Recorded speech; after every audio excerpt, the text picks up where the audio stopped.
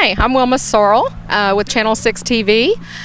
Thanks for coming out, Gary, today and previewing the Bourbon City Bark Park. I'm here with Jolene Reynolds. She's one of the founding members of the Bourbon City Bark Park. And today we're going to talk about all the exciting things that we have to offer here and a little bit about how to join, how the Bark Park came into play in Nelson County and Bardstown, and we will go from there. Jolene, hi, how are you? Hi, Wilma. How are you today? Good. First of all, what's the name of your dog that you bring out? My dog is Filkins, and we just saw him as he buzzed across. Coming across. He's so excited to be here. He got here, and not long after we were here, he found the baby pool with water, and he loves water, so he has already taken a good swim and dip today. Yeah, he's a one cool dude, I'll tell you, that Filkins is. He is. So in the very beginning, let's go back to the beginning of the dog park. What created this beautiful space? What caused the creation of this beautiful space? Well, that could be twofold. This would be one reason, is I've had an energetic puppy. We've got Filkins as a 6-week-old English Springer Spaniel, and one of the things our trainer that we had that worked with us said, puppies have lots of energy, and get him out and let him run. So we, my husband Bruce and I, went to Louisville, to a dog park in Louisville, and became a part of the Louisville Dog Run Association. At around that time, there were articles being written in our local paper in the Kentucky Standard about the interest of a dog park, and so I just took note of that there was a growing interest in Nelson County or in Bardstown for a dog park, and so I had a meeting with Dean Watts, our county judge executive Dean Watts, and our then mayor Bill Shekels, to talk to them about the possibility of a dog park. And from there, we developed an executive board of directors, and our first step was to become a nonprofit organization. So that was the very beginnings of a lot of legwork that took a good 3 years of work with a very committed group of people. And then in finding the location for the park was the next step.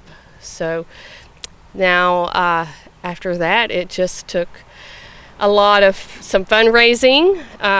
We worked to raise money. We solicited funds from corporate funds, some private donors as well, because we're nonprofit. We are standalone. We did not get any money from our city or county government, with exception we did get a grant. There was a small grant from both of those groups, and so we had a wonderful designer, Dave Colesveen, designed the park from us, and from there we just took out working, and here we are. I know prior, and this was in the planning stages and before that, the dog park used to be the old softball field, and we would come out to the park and walk over across the street at my Old Kentucky Home State Park, and it was an overgrown mess. And so just looking at the facility now and what it is totally a transformation for this community, and it's taken something that was overgrown and not kept up in the manner that it should be for this community, and brought it into fruition of being just such a beautiful and serene place for people and their dogs. Yeah, I think, you think this is a perfect example of communities and repurposing land. Again, you said it was vacant land. It was an abandoned ball field that was not being used. Lots of things that were probably not good in the community. Maybe some negative things were going on because it was vacant. It was kind of dark out here. And so we repurposed this land to somewhere that's a very positive aspect for the community. Explain, Jolene, about the separate areas. I know we're sitting in the small dog area, and I know that because I have 2 little dogs myself, and I'm a member, Molly and Feisty. They absolutely love this area. And explain about the areas and how you decided how to break those up, and the little walking paths on it, and a little bit of background about the areas that are separated. Okay, so most dog parks, if you visit dog parks in large cities, Louisville, Lexington, most dog parks we visited, we did a lot of research.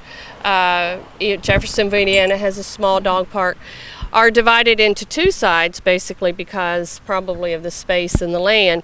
But we decided that we had enough land, we wanted to take advantage of all of our space. So we have 3 areas in our dog park, which is very unique.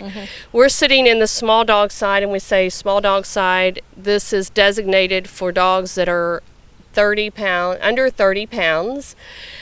So we go by the weight limit. So a smaller size dog, it's by size, will be in this area, and it is kept separate. From the next side, the second side is for large dogs over 30 pounds. And within membership, if a owner of a small dog is comfortable and with their dog going to the large dog side, that is okay. And some people do that because they have other dogs at home. But we do not allow the larger dogs to come to the small side. So that can be a little intimidating for some dog owners and dogs as well.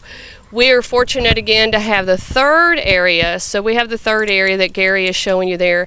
And that is meant for a couple things. Sometimes we have senior dogs that they want to run, but maybe they're a little cranky in their old age. They don't like to be around other dogs, so that gives senior dogs a space. People that are doing training, obedience training, one of the things we've learned with obedience training is practice, practice, practice. So that is for dogs that may be in training. Sometimes dogs, when they first get to the park, are a little anxious and are very excited and maybe need a little bit of downtime before they are introduced into other dogs. So we have that 3rd area that serves a lot of different needs. I know not only do we serve here at the Bourbon City Bark Park the needs of the community and their dogs, but we also have a partnership with our canine officers and our Sheriff's Department canine. Can you explain a little bit about that program and how that come into fruition with our park here? Well, that is one of our goals, was to serve our community in as many ways as we could. And so we have a partnership, as you've mentioned. The canine dogs they do various different types of training activities. And one of the things that's important for the dogs, as explained to me by Jeremy Colley, who is the officer that we work with, is that they need to have different areas so that their dogs in training will have different smells, different sounds, different sights.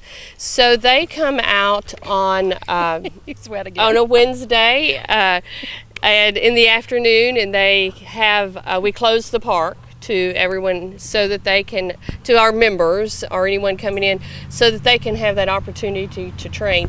And Jeremy has explained to me the different types of runs that they do, but because we have the 3 different areas, that's perfect for them. And they use our park for training. Well, and Filkins is wet, as you can tell. We have some baby pools here, and the dogs absolutely love the baby pools. Filkins is one of those dogs and Ollie is out there right now. They absolutely love getting wet and shaking it all over us, so which is fine. That's what they do. I know we've talked a little bit about the canine officers. How often do they use the park, and has it been well utilized by the canine departments?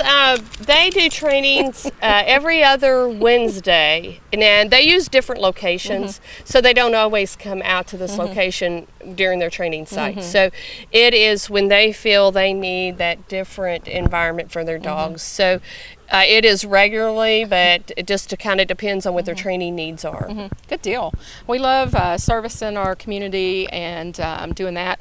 I've noticed the signs. I know my husband Brian and I have purchased a couple signs.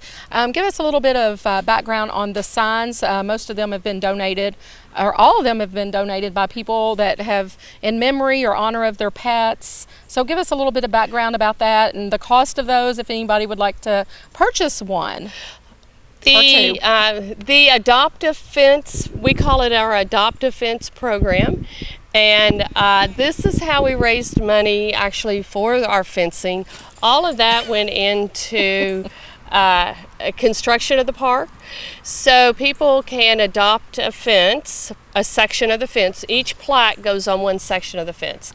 So for $125 for one plaque or $200 for two, an individual can purchase in honor of an individual, a person, or a pet. Doesn't have to be pets. Some people thought that from the beginning. It has to be a dog, but it doesn't have to be. Or it can be in memory of, in honor of, or we have businesses. A lot of businesses have just done donated by. The middle wall, we started putting our plaques there. Those are all in memory of. So we call that our memorial wall. So the middle wall we have as, at this point, as our memorial wall. So would that be people who lost a pet and they just want to memorialize their pet? Or a spouse or a friend, or, you know, yeah. So actually our first sign that was purchased there is in memory of one of our volunteers, Linda Sonny. Purchased that in memory of her son Damon, because as soon as she heard about the dog park, she wanted to get involved because Damon loved dogs. He was a dog lover. So it's that was, I always think about that when I see Damon's sign there. So I just kind of consider the signs part of community partnership with friends, businesses, and so that's a great way for the dog park to raise funds. There are several needs, and I know in our membership and board meetings we've talked about the needs that the dog park has. We collect membership fees, and explain about the membership fees, because we're going to lead into how to become a member and what are the actual needs of the dog park. So let's start with membership fees first. Okay, so our membership fees, we are a nonprofit organization. We are self-sustained, and that means that we pay for all of, we've raised money for the construction of the park, but we also pay our own bills. And the bills at the dog park, which people may not really think about, but we have water bill, because we have water fountains for the dogs. We have utility bills. We have our lighting out for the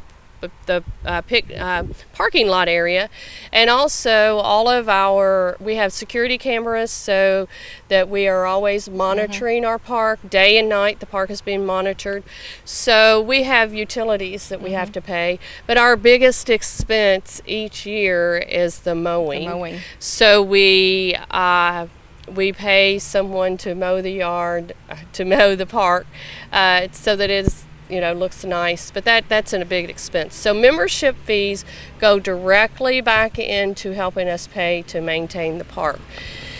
The membership fees are $48 a year, or another way to look at that is $4 a month for a household, and we were discussing that a while ago.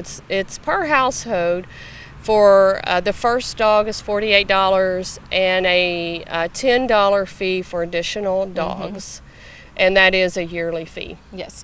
And, you know, I would normally say how many acres do we have under roof, but how many acres of the dog park do we have on the ground right now that's working towards this goal of sustainability? We have our lease, we are actually, the other part of a fee goes to, as I mentioned, we have a lease from the state of Kentucky because our land is a part of the Kentucky State Park system.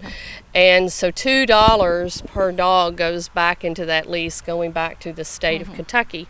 So when we signed our lease, we actually signed a lease for this section of the park system at 7.35 acres. However, beyond the fence line, we went as far as we could. It's very woodsy and it dropped down. So out of that 7.35 acres, we are we have about a little bit over 3 acres, I think. I know that there's wonderful walking tracks. One of my favorite things to do is when it cools off in the evening is come up here and get my walk in. That actually is worth the membership fee to get your walk in up here because it's paved very nicely with soft gravel. Both lots or both areas are. So how did that come about, getting the walking areas in? That was something in the design, and our facilities director is Celeste Dawson, and our board, we discussed in designing the park, and we wanted the park to be not just for dogs, but it is for the community. We wanted it to be a positive asset for the community, and health-wise, people getting outdoors, people socializing. But for the health benefits of that, it was a perfect a good fit to have the walking paths. So I had visited a dog park, one particular park in Tyler, Texas, and they had a nice walking path, and people were using that path, and that was one of the things that we just knew we wanted. So that's for the health and the benefit of our members to come out. Well, we've talked about some of the fees, but there's some other things that I know that as a board member we've talked about wanting for our dog park. I know we were talking about a pavilion. Explain that need, the cost. Where are we at in the goal of getting that to the point of getting it built out here?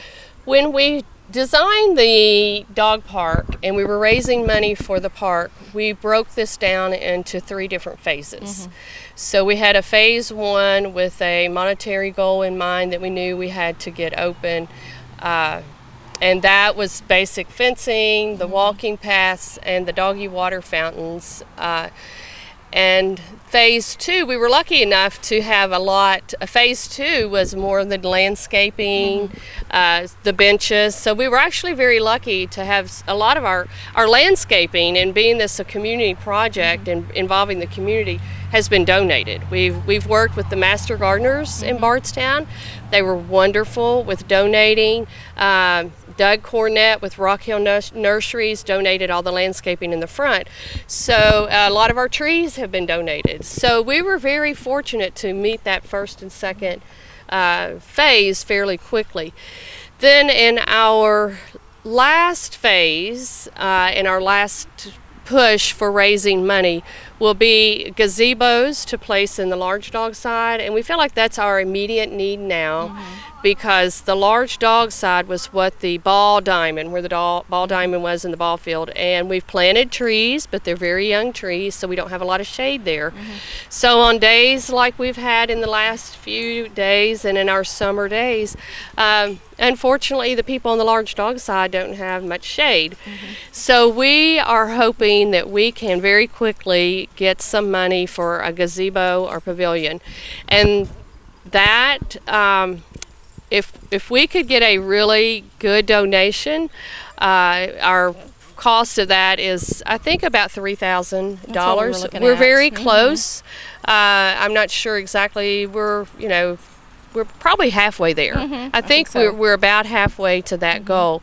So one way to do that, if there's anyone out there that would like to purchase one of our Adopt a Fence signs, that way you kind of get two, it's a good bang for your buck in a sense, because you get a permanent plaque at the dog park, plus you are donating some money that's going to go right back into that construction.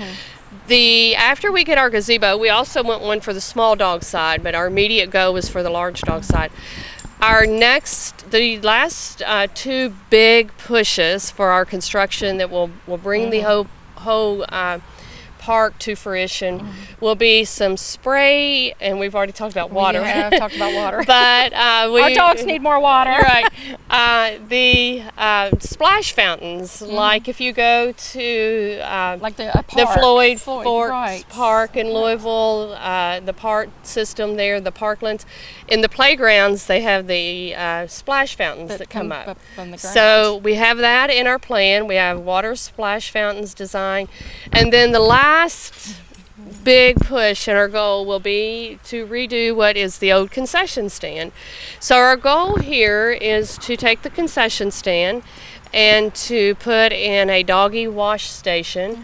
A lot of veterinarian offices have them. I think Bardstown Mills has one, where people would just come in, you put money in, and people have a place to bathe their dogs. So when, like, Filkins comes in and gets dirty, you can